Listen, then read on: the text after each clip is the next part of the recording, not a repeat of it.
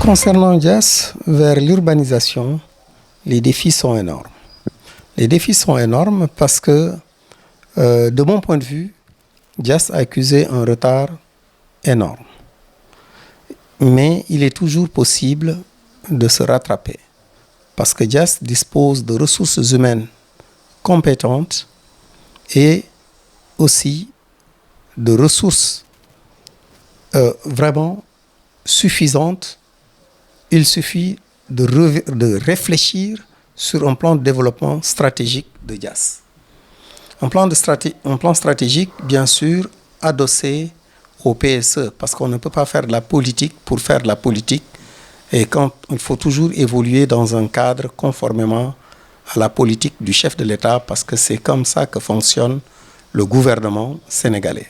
Le chef de l'État, il a son plan stratégique de développement. Nous devons pouvoir nous adosser un plan stratégique sur ce plan stratégique, ce programme du gouvernement, avec la vision du chef de l'État.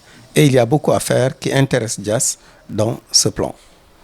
Je voudrais dire que le développement, donc, il y a des axes extrêmement importants qui apparaîtraient certainement à travers un diagnostic qui se fera. Ce que j'appellerais un diagnostic pour écrire un plan stratégique, c'est voir quels sont les points faibles de Diass, quels sont les points forts de Diass, quelles sont les opportunités, etc. Et c'est partant de là, et les risques, voilà 4 éléments fondamentaux. Partant de là, on peut écrire un plan stratégique de Diass avec une vision éclairée, s'adossant sur la vision de l'État.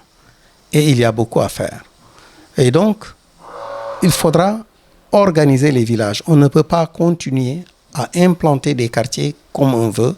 Donc, il faudra un travail d'urbanisation, partirait bien de là, bien lotissé, penser avenir et projection. Et dire qu'il faut bien lotisser, c'est intégrer des données comme le futur lycée technique, le lycée d'enseignement général, et surtout ne pas oublier des espaces verts, des espaces de divertissement des jeunes, que ce soit des terrains de football, de basket, etc. Et voilà donc que dans chaque village, on devrait intégrer toutes ces données et avoir un plan organisé du village. Cela n'est pas suffisant parce qu'il faut savoir développer des écoles d'enseignement général, mais aussi et surtout développer des écoles de formation professionnelle. Parce que dans Diass, vous retrouvez ce qu'on appelle des mines, des usines, etc. Donc, il y a un travail extrêmement important à faire de ce point de vue. C'est le recensement des métiers à développer. C'est partant de ces besoins en métiers à tous les niveaux. Par exemple, si nous prenons la menuiserie métallique, on devrait pouvoir dire que compte tenu des entreprises et des PME à créer, on aurait besoin de tant de CAP en menuiserie métallique, tant de techniciens supérieurs, tant de techniciens et tant d'ingénieurs dans ce domaine. Et cela devrait se faire dans toutes les filières, sans oublier l'agriculture et l'élevage. Ainsi donc, créer une école, cela voudrait dire qu'il faut tenir compte de ces éléments. Et cela voudrait dire aussi le développement de la RSE, la responsabilité sociétale d'entreprise. Ce qui veut dire que pour implanter cette école aussi, l'école de formation professionnelle convenable, il faudrait y travailler avec toutes les entreprises et aussi tous les villageois par rapport à l'agriculture. Voilà comment créer cet établissement de formation professionnelle et technique où on pourrait développer de l'enseignement technique, où on pourrait développer de la formation professionnelle, ce qui fait que les entreprises, dans le cadre de la responsabilité sociétale, pourraient contribuer au financement. Bien sûr, l'État contribuera au financement, mais aussi la commune rurale contribuera au financement d'une grande école de formation professionnelle. Et c'est comme ça qu'il faudrait créer des écoles aussi de formation professionnelle. Parce qu'une école de formation professionnelle et technique ne se crée pas comme une école d'enseignement général. Donc, il faut réfléchir sur tous les métiers et c'est ce qui fait que les jeunes du terroir formés à ces métiers, par exemple, si nous identifions des métiers au niveau de l'aéroport et que nous formons des jeunes à ce niveau-là, ces jeunes pourront certainement espérer en tout cas obtenir un emploi au niveau de l'aéroport. Idem pour Kirène, ainsi de suite. Donc, voilà comment donc il faut mettre en place une école, mais y travailler pour que tout le monde se mette en synergie, aussi bien la commune, les entreprises, que ceux qui ont des idées de projection à l'avenir. Parce qu'il ne s'agit pas aussi de former que des gens qui vont travailler dans les entreprises, mais aussi des gens qui sont capables de créer des entreprises, mais aussi des gens qui seront capables de développer en fait l'agriculture, l'élevage, etc. Donc on voit tout de suite qu'est-ce qu'il faut développer comme filière de formation à Diass. Ça demande quand même des études assez sérieuses, rigoureuses, mais rien que dans la commune rurale de Diass, nous avons quasiment toutes ces compétences pour écrire ce projet. Et en tout cas, je reste prêt à apporter ma contribution et je suis sûr que des intellectuels sont prêts à apporter leur contribution. Quand je dis intellectuel, pas intellectuel pour le plaisir de dire intellectuel, mais des intellectuels patriotes qui aiment leur terroir et qui peuvent certainement apporter ce qu'il faut à Diass. Et même quand on ne l'a pas, il faudrait certainement trouver ces ressources humaines. Il y a un aspect extrêmement important dans cela. Pour développer aussi la commune rurale, il faut un développement très fort du partenariat à l'échelle nationale, mais aussi à l'échelle internationale. Je donne un exemple banal. Si vous prenez la case de santé de Bourg, je suis à l'origine de cette case de santé qui a été entièrement construite par des partenaires à l'étranger de Solidarité Normalienne. Comme ils en ont fait beaucoup d'autres. Et je sais qu'il y a à prendre en compte donc pas mal de questions. Il suffit tout simplement de réfléchir. En tout cas, pas dans la désorganisation. Donc, cela veut dire qu'il faut penser même cimetière, école, terrain d'épanouissement, espace vert, etc. dans un lotissement vraiment d'avenir. Et appeler les gens et les informer.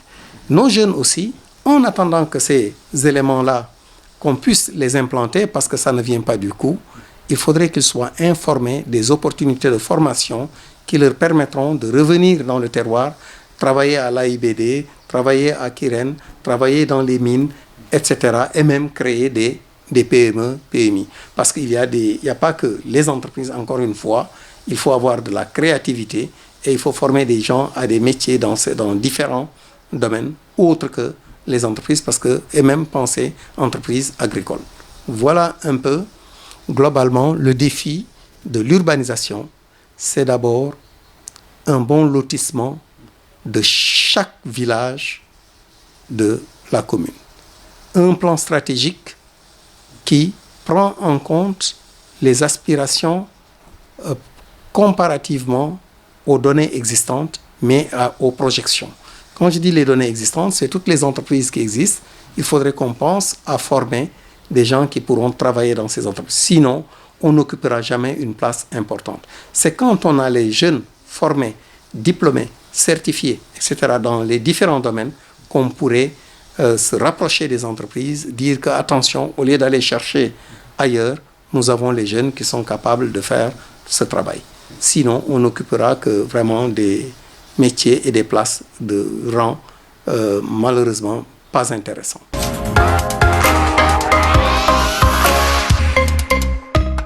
Mon dernier mot, c'est d'encourager ce site que je trouve particulièrement intéressant et qui est un cadre aussi de communication, parce que je n'ai pas insisté là-dessus, mais vous verrez que la communication pose problème. J'étais en contact avec le secrétaire municipal. Par exemple, mon idée était que, au moins, pour tous les postes qu'on octroie, qu'on puisse avoir un cadre qui permette de publier les postes, les concours, les examens, etc. et que la jeunesse puisse y accéder. Cela peut être un salut en cela. Et il n'y aura certainement pas que cela, mais vraiment, il y a des choses qui peuvent s'ajouter à cela que je n'ai pas évoqué tout à l'heure. Il s'agit des statistiques. Au niveau de la commune de Diass, on devrait pouvoir dire l'effectif de la population et dans chaque domaine, quelles sont les compétences que nous avons. Les médecins que nous avons, les chirurgiens dentistes que nous avons, etc. Les professeurs que nous avons et dans quelle spécialité pour quand, dans toutes les circonstances, dès qu'il y a à faire quelque chose, qu'on puisse aller chercher quelqu'un de chez nous qui connaît chez nous et qui puisse nous produire un document qui sera largement partagé pour que le meilleur, on puisse tirer cela d'abord de nos populations et ensuite compléter toujours avec les autres que nous ne devons pas ignorer.